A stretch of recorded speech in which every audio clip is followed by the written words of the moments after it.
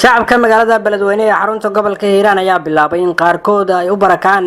deegaanada al-shabaab ay ka maamulaan gobolka Hiiraan sida idaacada Simba ay u sheegeen ilaa ku sugan magaalada Beledweyne. Dadkan ayaa qaarkood waxa ay guryahoodii Beledweyne ay uga baxeen sababo la xiriira dhibaatooyin xagga nolosha. dadka Beledweyne ka barakacaya ayaa u badan dadka danyarta ah ee aan awoodin inay isticmaalaan lacagta dollarka oo hadda kaligeed laga isticmaalo magaalada Beledweyne kadib markii la joojiyay lacagta shilinka Soomaaliga. maamulka Hirshabelle ayaana lagu eedeeyay in ay ku guuldareysteen wax ka qabashada dhibaatooyinka haysta shacabka Beledweyne.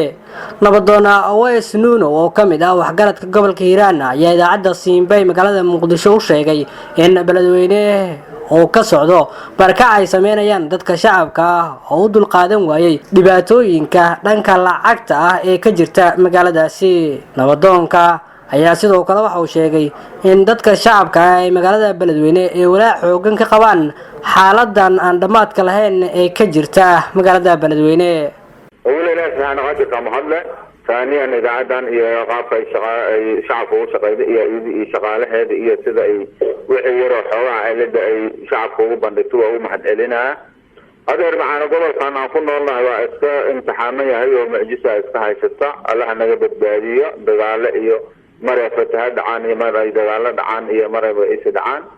وياها الدنبوب هاد انتو دور صراع وحقات دولتي لاتحاد العسكر marka dhibaatada dayarka oo ka haysata lacagtaas ay badan tahay adeer su'aal fiican oo yaan nahay dadkii dhaqanka nahay korbiga hoos u hadalnay dhibaatada haysataan dadku waliba danyarta si maamulna hadda waxaan maleynaa asagoo wuxuu isaga adeeganaa dollarkiisa iyo xogaada telefoonka ugu soo dhaxay isaga adeeganaa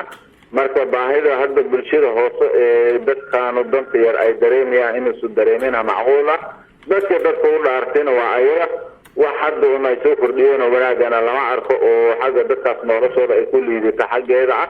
marka dadka taas ay liitaan maamulna hadda adeer macaan wax laga hayo male annaga doorkanaga inaan soo ugu sheegno oo bulshada iyo dadka u dhaartay dadka mas'uuliyiinta ahay aan gaarsiino niraahno